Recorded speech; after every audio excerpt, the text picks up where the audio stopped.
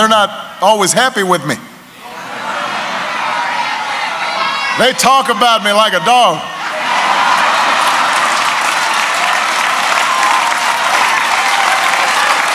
That's not in my prepared remarks. It's just, but it's true. President Obama in Wisconsin yesterday, and I don't know about you, but I feel a little bad for Beau Obama. Yeah, usually in Washington, people get dogs when they need friends. Top Line starts right now.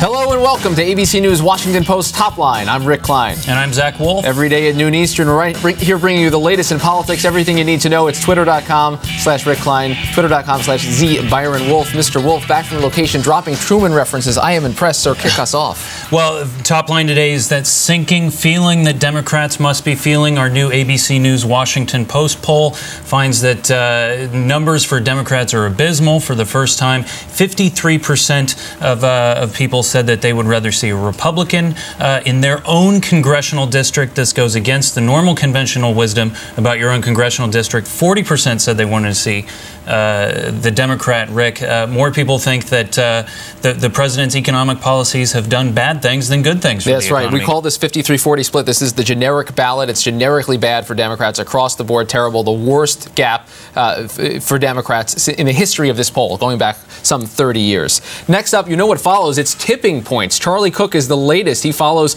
the independent analyst Stu Rothenberg in predicting that there will be a House takeover by Republicans. The numbers are just staggering. We're seeing them all upgrade their expectations. Larry Sabato, another one. All of them putting it in the range of 35, 40 plus seats. Of course, Republicans need to net 40 seats to take back control of the House. And we are seeing a change in the conventional wisdom, for whatever that's worth, in the Republican likelihood of taking back control of Congress. 3 out of 3 political prognosticators agree. It's like those dental commercials. Next up, Orszag v. White House.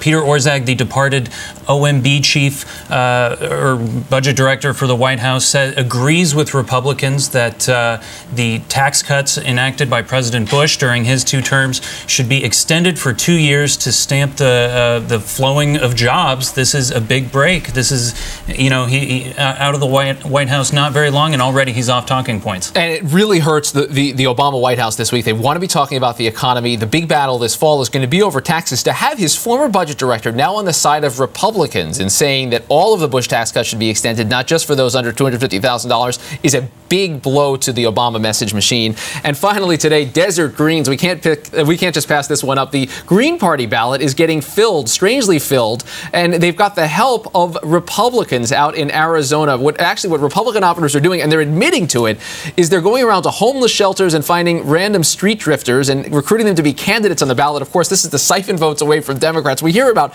dirty tricks like this all the time, but this one is particularly blatant. They're owning up to it, but you know, it's certainly not a one-sided thing. I'm sure there are some Democrats out there who have been pulling for Tea Party candidates this election cycle as well. Excellent point. A very special treat today. Our own Jonathan Karl was out on the road last week in Nevada, and he spent some time with the Senate Majority Leader Harry Reid to talk about his campaign for Senate. Take a look at this. Okay. Good to see you. See you. Thanks a lot for taking some time to talk to us. So how's it looking? I think it's looking pretty good. I feel comfortable where we are. Certainly there's no dispute about the contrast. She's somebody who's against Department of Energy, Department of Education, wants to phase out Social Security, Medicare, privatize Veterans Administration, get rid of the Department of Education. She's got a long list of negative hits. So how extreme is Sharon Angle in your view? I've been in government a long time, and you can ask others, you don't have to talk to me. People she served with in the legislature. I honestly have not found anyone that thought she was an accomplished legislator. In fact, just the opposite. So you don't need to hear this from me. I think there's a real contrast between Sharon Angle and Harry Reid. But you have been relentlessly hammering her with your ads. Outside groups have been painting her as an extremist. And yet, in one of the most recent polls, your negatives were actually still higher than hers. Why is that? Jonathan, first of all, it seems to me that some of you guys should get a different poll to look at. You've been looking at the polls they do at the Review Journal for a year and a half. Mm-hmm. Look at something else. I mean, you should get And I'm sorry that newspaper, you people look at it so much. All you have to do is read it on a weekly basis. They write a couple of editorials a week against me. So there are a lot of polls going on. You can look at the poll, which I give very little credence to. The Rasmussen poll has me had 6 or 7 points last week. But the only poll that matters is the one on election day. Nevada, for 20 years, led the nation as the best economy of all 50 states. If you wanted a good job, come to Nevada. If you want to invest in small business, come to Nevada. How about investing in real estate? Come to Nevada. For 20 years, this was the place to come. When the situation occurred on Wall Street, the collapse took place, we were so high, we had so far to fall. And we're struggling to get back where we were. We have, as you know, the president's created, working with Congress, we've created 3.5 million jobs.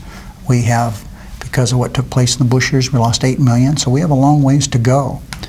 But I think it would take a real stretch to think that I caused the problems with the economy. Yeah, that's what she's trying to do. So I understand, I really do understand how people in Nevada feel. We were doing so well for so long and suddenly we're not doing so well. So I understand that. But you are the majority leader. I mean, you're in a position of real power. Do you not bear any responsibility for what's happened to the economy here? Well, as you know, I tried to do a lot of things to stop the Bush red spending from going on that put us from, we went from a $7 trillion surplus over 10 years to, when he left office, a $10 trillion debt. So I don't have any hand in what took place during the Bush administration. I tried to rein that in. Now I've worked really hard during the last year and a half in this new Congress to try to get us back in better shape. And we're in better shape, but we still have a long ways to go, a long ways to go. But if you end up winning, will it be because of Harry Reid and what you've done, or will it be because of who you're running against, Sharon Angle? Well, I would hope that people appreciate, and I'm confident that they do. If you have a baseball team and you decide you want to substitute, you better make sure that substitute's better than the guy you're taking out. And so I would think people are going to look at that in Nevada. Sharon Angle has a history of voting no on everything. That's easy to do. And she hasn't added one positive thing to this debate. I mean, and she keeps coming up with new things. You think, could there be more? I mean, privatizing the Veterans Administration. Then she comes out, I wouldn't have given money to Katrina, that the DOE money that we helped those poor people in the Gulf was a slush fund. She wouldn't have supported that. So, you know, we're doing our best to get this message out that she is quite extreme, and I don't think that that's very hard to do. She's also suggested that there are domestic enemies in Congress. Now, you've been in Congress for a long time. What was your reaction to that? Well, Jonathan, I've asked the press on many occasions since she came up with this absurd statement. There isn't a Democrat or Republican that I know of, and I know them all really well, that is an enemy of our republic. And I'm sure if Mitch McConnell were here, he would say the same thing. We work hard to try to do the right thing for our caucuses, but we never, other than statements on the floor where we're really in the trenches, we need this is important, we need to do this. We never suggest that anyone is doing anything other than for patriotic reasons. They believe that. And for her to say that is, and then to compound it by saying having Second Amendment remedies makes it even worse. Let me ask you, the unemployment rate in Nevada is the highest in the entire country. The state leads the way in bankruptcies, foreclosures, home foreclosures. Given that, do you really deserve to be reelected? Jonathan, you are, of course, giving me some credit for leading this charge in unemployment. Well, you've been in a position of power. I mean, you're not just a senator. Well, it's nice of you to ask questions like that, but realistically, you know that that's not true. You know that I had nothing to do with the massive foreclosures here. You know that I had nothing to do with these unemployment figures. In fact, I've worked hard to change them. My job is to create jobs. My opponent says that's not her job, to create jobs. And I think that's really wrong. I think it is my job to create jobs, and I've done my best. Is there more that needs to take place? Of course there is. You've been a part of some very close races on the winning side and the losing side, matters of a few hundred votes. How close is this one going to be? Oh, I'm not going to predict that. I'm not into the polling business.